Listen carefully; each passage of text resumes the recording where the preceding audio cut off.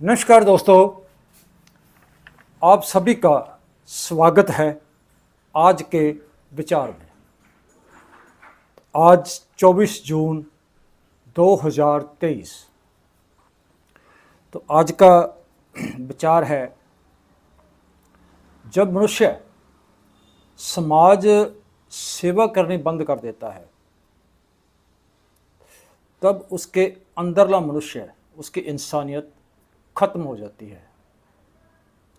यानी कि जैसे ही मनुष्य समाज के बारे में सोचना या उसके बारे में अच्छा करना बंद कर देता है तो उसका जो अंदर का इंसानियत है वो मर जाती है।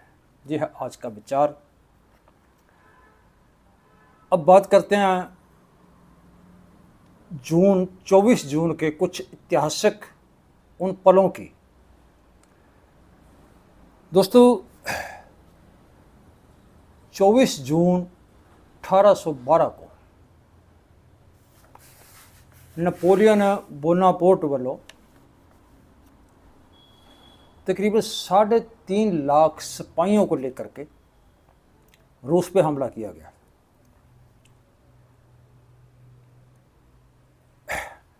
24 जून 1885 को मास्टर तारा सिंह का जन्म हुआ। मास्टर तारा सिंह जो सिखों के एक बहुत बड़े नेता हुए हैं, लीडर हुए हैं, उनका वो जन्म जो था 24 जून 1885 को हुआ। ये 24 जून 1908 को पंजाब एंड सिंध बैंक की दिल्ली में स्थापना हुई। 24 जून 1941 को अमेरिका के राष्ट्रपति रूजवेल्ट ने रूस को मदद देने का ऐलान किया जब वो विश्व युद्ध चल रहा था। 24 जून 1962 को पंजाब यूनिवर्सिटी की जो थी, पंजाब यूनिवर्सिटी पटियाला की स्थापना हुई थी। 24 जून 1974 को भारतीय क्रिकेट टीम टेस्ट मैच में 22 के स्कोर पर 77 मिनटों में आउट हो गई थी। 24 जून 2010 को विंबलडन टूर्नामेंट में सबसे बड़ा, ज़्यादा समय चलने वाला टूर्नामेंट था। वो टेनिस का मैच 11 घंटे 5 मिनट तक चला और वो अमेरिकन और फ्रांसीसी खिलाड़ियों के बीच में हुआ। ये था आज का विचार।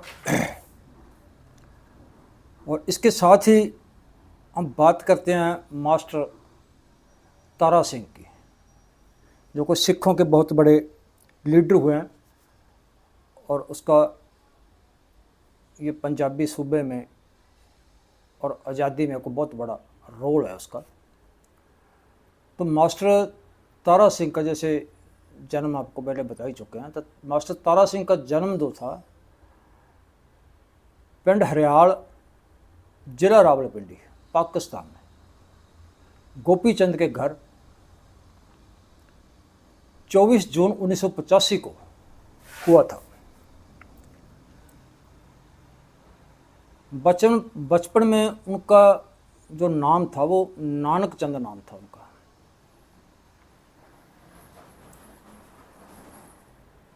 और उन्होंने जो मुढ़ली जो पढ़ाई है उसकी मास्टर तारा सिंह जी की, तो वहाँ गांव के मैं जो है स्कूल में प्राप्त की। 1902 में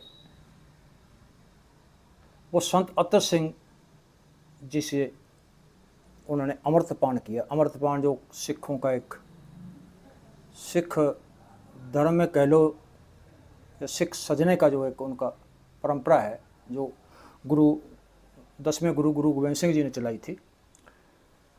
तो 1902 में उन्होंने संत अतरजीत सिंह के अमृतपान किया और वो सिख सज गए। तो तब उनका जो नाम था नानक चंद से तारा सिंह हो गया, तारा सिंह नाम उनका रख दिया गया।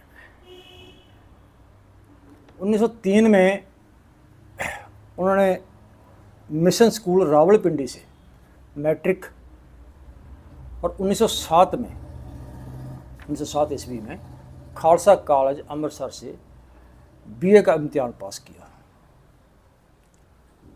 मास्टर तारा सिंह जो उसके बाद उन्हें बीए का जो उसके बाद ट्रेनिंग कॉलेज से बीटी पास की और 15 मई 1908 को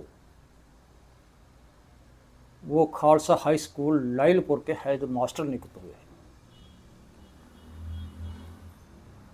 फिर वो चक 41, जैसे ना पाकिस्तान में वो है, मतलब गांवों का जो नाम है वो चक के नाम से होता है, उसके पहले चक लगता है किसी भी गांव के जाकर। तो वो चक 41 के हाई स्कूल में, खालसा हाई स्कूल में कल्लर जिला रावलपिंडी में कुछ समय वो हेड मास्टर रहे, हेड मास्टर के जगह पे नियुक्त हुए। तो 1920 में एक गुरुद्वारा सुधार लहर चलती है। तो गुरुद्वारा सुधार लहर में एक सिंह सभा संगठन का गठन किया जाता है। तो 1920 में इसमें जब गुरुद्वारा सुधार लहर आरंभ हुई तो उसमें आपको बता दें कि वो उस वक्त जब अंग्रेज़ों का राज था तो गुरुद्वारों के ऊपर जो सिखों के धार्मिक स्थान थे तो वहाँ पे कुछ ऐसे लोगों का गलबा था या कह लो कि ऐसे लोगों का कब्जा था जो सिख रवायतों से उल्ट चल करके बहुत कुछ ऐसे कर्मकांड करते थे, जिनको छुड़वाने के लिए सिखों में एक बहुत बड़ा लहर चली। उसमें बहुत बड़ी सिखों की कुर्बानियाँ हुई। तो ये लहर जो 1920 में शुरू हुई थी, तो उसमें जो 1920 में गुरुद्वारा सुधार लहर आरंभ होने के साथ 1921 में श्री ननकाना साहब का साका वापरा, इसको ननकाना साहब के साके के नाम से जाना जाता है। वहाँ पे मतलब बहुत सारे सिखों का जो शहीदियाँ हुई या कह लो कि सिखों को वहाँ पे बहुत मारा गया उन लोगों की ओर से जो लोग उस गुरुद्वारे के ऊपर काबिज थे। तो वो घटने के उपरांत बाद में मास्टर तारा सिंह जो थे उन्होंने स्कूल से छुट्टी ले ली और वो गुरुद्वारा जो छुट्टी लेके श्रोमणी कमेटी के सकत्तर नियुक्त हुए 1921 में। यानी कि सुधार लहर के जो संस्था जो होंद में आई थी उनके सकत्तर वो नियुक्त हुए। उसके बाद श्रोमणी गुरुद्वारा प्रबंधक कमेटी की स्थापना हुई 15-16 नवंबर जो 1920 में। पर जब 28 अगस्त 1921 के दिन दोबारा उसकी नवी चोन हुई तो बाबा खड़क सिंह उसके प्रधान बने, जो सिखों के वो भी एक बहुत बड़े लीडर या नेता थे। तो वो उनके प्रधान बने हैं। तो उस वक्त जो बरतानवी सरकार थी, बरतानवी सरकार ने श्रोमणी कमेटी में दखल देना जो शुरू कर दिया। 7 नवंबर 2021 को 21 के दिन के बाद तकरीबन कोई दोपहर में 3 बजे पुलिस सुंदर सिंह रामगढ़िया के घर गई और उसे वो जो दरबार साहब का चार्ज था या चाबियां थी, जिसको तोसा खाना बोलते हैं, ये सिख धर्म में तोसा खाना बोलते हैं, उसको खजाना में कह देते हैं। तो उनकी जो चाबियां थी वो सुंदर सिंह रामगढ़िया से सरकार ने ले ली। सरकार ने ऐलान किया कि क्योंकि श्रोमणी कमेटी सिखों की नुमाइंदा जमात है, उन्होंने ऐलान किया कि सिखों की नुमाइंदा जमात नहीं है, सरकार ने ये ऐलान किया। इस करके इनसे ये चाबियाँ ली गई हैं। तो यह मैं बता दूं कि वहाँ पे जो उस वक्त अंग्रेज़ सरकार थी और जो गुरुद्वारा के उस समय लोग काबिज थे, वो उनको इनका पूरा समर्थन था अंग्रेज़ सरकार को। तो वो लोग वहाँ से मनमानी करते थे, जिनसे इन सिखों ने मतलब उनसे कब्जा छुड़ाया उन लोगों से, और सिखों के हवाले जो दरबार साहब या जो भी धार्मिक संस्थान थे सिखों के, उनके अपने जो चार्ज इनसे लिया। तो जब सरकार ने किया कि जो ये श्रोमणी कमेटी है ये सिखों की नुमाइंदगी नहीं करती है, जब सरकार नहीं मानती है, इसलिए इनसे चाबियाँ ली गई हैं। तो इस घटना के बाद सिखों के अंदर सरकार के विरुद्ध एक बहुत बड़ी गुस्से की लहर दौड़ गई।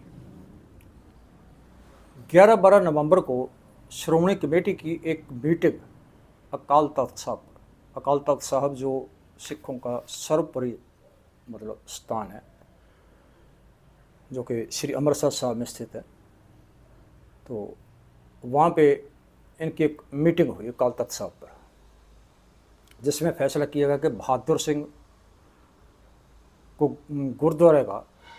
गुरुद्वारे के इंतजाम में दखल ना दिया जाए। आखिर जब जैसे ये चलता रहा तो सरकार ने भी अपना फैसला वापस करने का निर्णय ले लिया, और सरकार ने श्रोमणी कमेटी को सुनेहा भेजा कि सरकार उनको चाबियां वापस, या जो चाबियां जो उन्होंने ली थी और जो मान लो कि उनसे चार्ज लिया था, वो वापस देने के लिए तैयार है। 6 दिसंबर 1921 को मीटिंग दोबारा एक और मीटिंग हुई, और उसमें मता पास किया गया कि कोई भी सिख दरबार साहब की चाबियां तब तक वापस नहीं लेगा जब तक सरकार इस संबंध में गिरफ्तार किए गए जो सिख आगू है उनको रिहा नहीं करती। तब 17 जनवरी को जो 193 जो सिख आगू थे, सरकार ने जो अंग्रेज सरकार ने गिरफ्तार किए थे, तो उसमें तकरीबन 150 आगू जो रिहा कर दिए गए। तो उसके बाद मास्टर तारा सिंह जी जो पहली बार 1921 में चाबियों के इस मोर्चे में गिरफ्तार हुए थे, उनकी दूसरी बार अगस्त 2022 में गुरु के बाग का भी ये कोई मोर्चा लगा था, क्योंकि वो वहाँ में उस वक्त बहुत सारे मोर्चे थे जो चल रहे थे। तो गुरु के बाग के मोर्चे में मतलब दोबारा उनकी जो गिरफ्तारी हुई। तो जुलाई 1923 में महाराजा रिपुदमन सिंह जो नाभा रियासत के महाराजा थे, तो अंग्रेज़ सरकार ने उनको गद्दी से उतार दिया, उनको खारिज कर दिया। तो उसके विरुद्ध भी जो श्रोमणी कमेटी और अकाली दल ने आंदोलन शुरू कर दिया। सरकार ने श्रोमणी कमेटी और अकाली दल को कानून के विरुद्ध करार देके सारे जो उनके लीडर थे, आगू नेता थे, उनको गिरफ्तार कर लिया, जिनमें मास्टर तारा सिंह जी भी थे।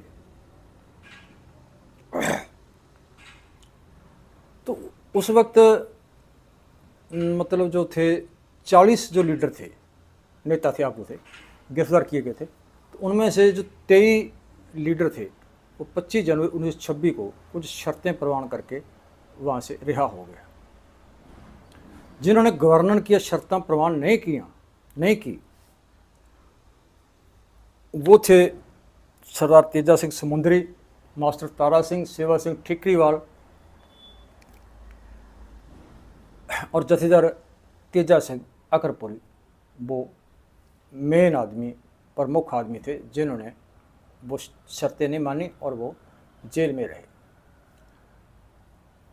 तो जो 17 जुलाई 1926 को तेजा सिंह समुंदरी की जेल में मतलब जो मौत हो गई, समुंदरी की जेल में मौत हो गई, तो उसके बाद जो बाकी आगू थे उन्होंने मास्टर तारा जी को अपना आगू चुन लिया। 1926 में गुरुद्वारा एक्ट अनुसार चोन हुई, जो 1925 में गुरुद्वारा एक्ट बना था, तो 1926 में जो गुरुद्वारा उस एक्ट के अनुसार चोन हुई, तो उसमें बाबा खड़क सिंह श्रोमणी कमेटी के प्रधान चुने गए। उसके बाद 1928 में जब साइमन कमीशन भारत आया और 1929 में नेहरू रिपोर्ट प्रकाश की गई, तो हम मास्टर तारा सिंह जी रिपोर्ट की विरोधता करने वालों में वो पहले व्यक्ति थे उस रिपोर्ट की। 1935 में मुसलमानों ने जब शहीदगंज एजिटेशन की तो मास्टर तारा सिंह जी ने इसका डट के विरोध किया। 17 मई 1946 को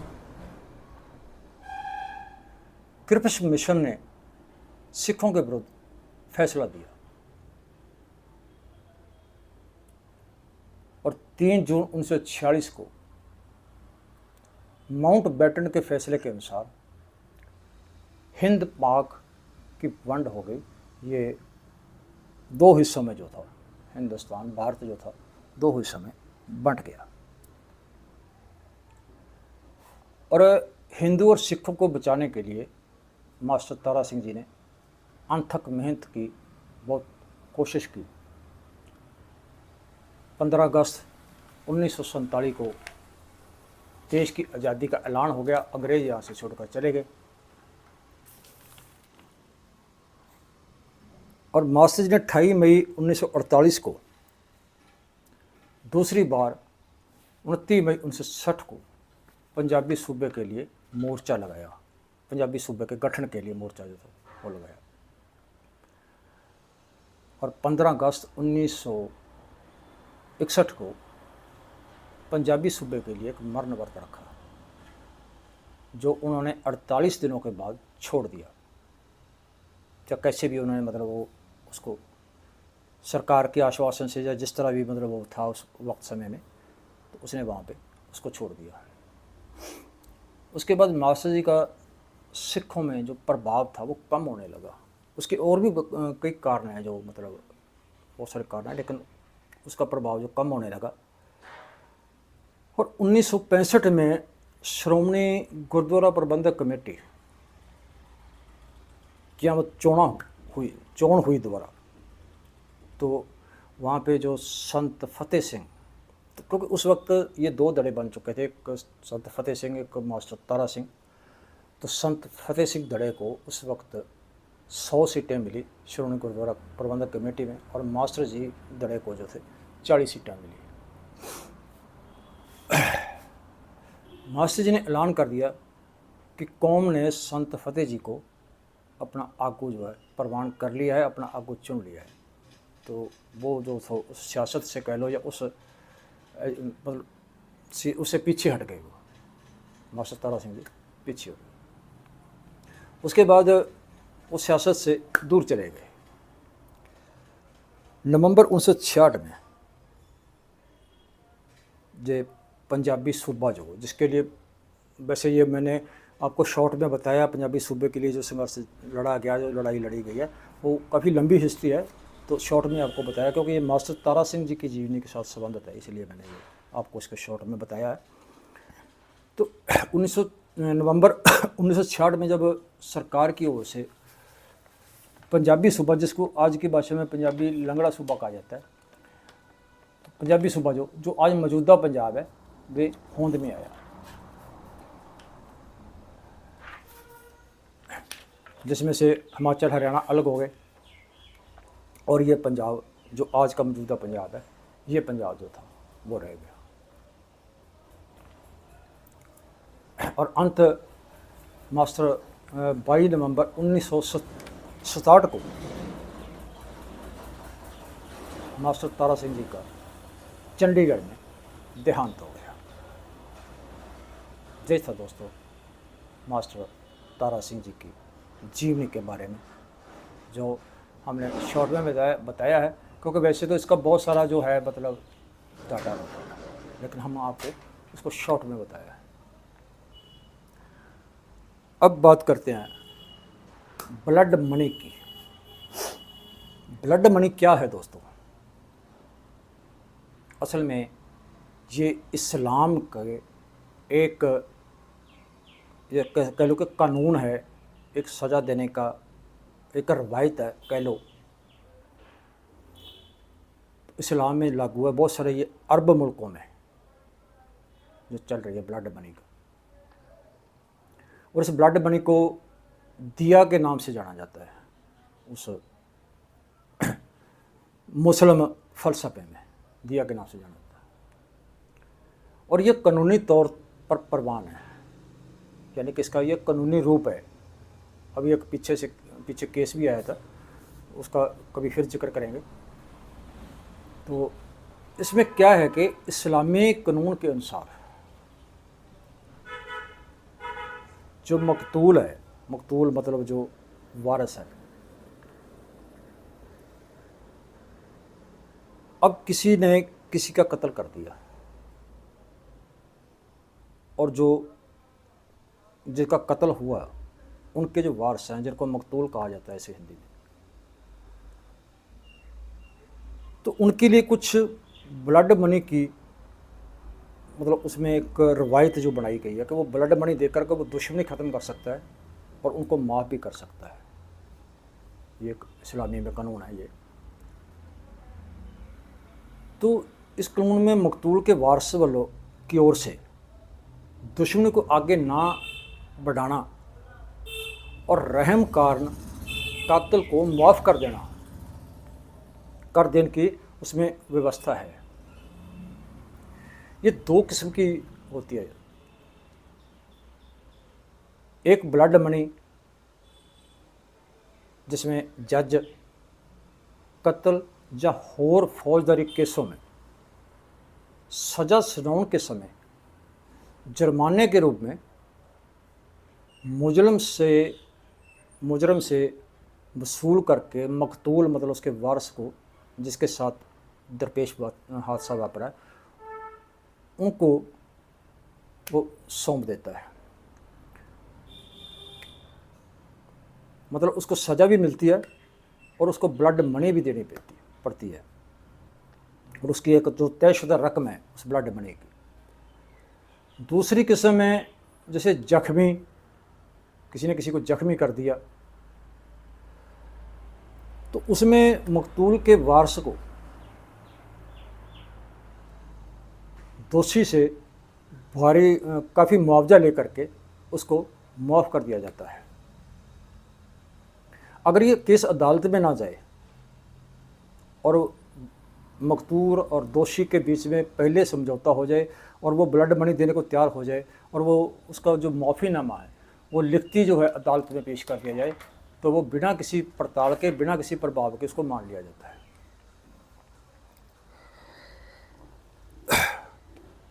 और वो उसको सज़ा को माफ़ कर दिया जाता है। ये एक सामाजिक तौर, अब इसको देखें तो एक तरफ तो सामाजिक तौर पे ये अच्छी रवायत भी है और ये बुरी रवायत भी है। अच्छी रवायत तो इसलिए है कि अगर एक तरफ कोई गरीब बेसहारा किसी वारिस को के साथ ऐसा हादसा वापर जाता है तो उसको ये ब्लड मनी के रूप में अगर कुछ रकम दी जाती है, गुजारे के लिए रकम दी जाती है तो ठीक है। अगर दूसरी तरफ वही जो व्यक्ति है, कातिल व्यक्ति है, अगर वो अमीर है और गरीब परिवार पे दबाव डाल करके पैसे दे के, पैसे के जोर पे बरी हो जाता है, तो ये गलत भी है। कई लोग खून का बदला खून की नीति अपना के ब्लड मनी को ठुकरा देते हैं। वो कहते भी नहीं, अब जैसे ना अभी पीछे से मैंने एक केस पढ़ा था, तो उसमें शायद कौन से देश का था, तो उसको मौत की सज़ा के बदले में काफ़ी मोटी रकम जो मांगी गई थी कि अगर वो रकम दी जाए तो वो उसको बरी कर देंगे। तो ये उसमें संविधान है कि अगर उसमें उसको सज़ा है, मौत की सज़ा है, वैसे तो इसमें सज़ा मौत की ही होती है, उसमें जो तयशुदा रकम अगर वो दी जाए तो उसकी मौत की सज़ा जो है वो माफ़ कर दी जाती है। तो अब बहुत सारे लोग ऐसे हैं कि वो उसको ब्लड मनी को स्वीकार नहीं करते हैं, तो वो चाहते हैं खून का बदला खून, मतलब हमारे आदमियों को मारा है तो इसको भी जो सज़ा दी जानी चाहिए, तो उसको वो सज़ा वो दिलाते हैं। यूएई में मर्द के कत्ल होने पर, अगर किसी मर्द का कत्ल हो जाता है तो 2 लाख दहरम जो उनकी एक रकम है, तो वो ब्लड मनी के रूप में देनी पड़ती है। अगर औरत का कत्ल हो जाता है तो उसके ऊपर आधी रकम जो 1 लाख दोहरम जो है उनको देनी पड़ती है। ये मतलब, और अगर जख्मी हो जाता है किसी तरीके से, वो लड़ाई झगड़े में जख्मी हो जाता है किसी को, और उसका साथ कोई ऐसा हादसा हो जाता है, और उस हादसे का जो जिम्मेदार व्यक्ति होता है उसको डॉक्टर की सलाह से रकम तय की जाती है, तो वो जो है उस अनुसार उसको वो रकम दी जाती है। ये है वो ब्लड मनी का सिद्धांत, या ब्लड मनी का वो कानून कह लो या कुछ भी आप कह सकते हैं। तो ये भी एक उसमें चलता है, बहुत सारे अभी अरब कंट्री में भी ये चलता है। तो ये था दोस्तों आज का विचार, कैसा लगा कमेंट करके ज़रूर बताना। चैनल को लाइक शेयर ज़रूर कर देना, और चैनल को सब्सक्राइब ज़रूर कर लेना, ताकि कल 25 जून का जो विचार है, अगर आप सब्सक्राइब करोगे तो उसका नोटिफिकेशन आप तक पहुंच जाएगा। ये था आज का विचार। कल मिलते हैं 25 जून को नए विचार के साथ, नया विचार लेके। तब तक आप जुड़े रहें सोनी बुढ़लाडा टीवी से। मिलते हैं कल 25 जून को।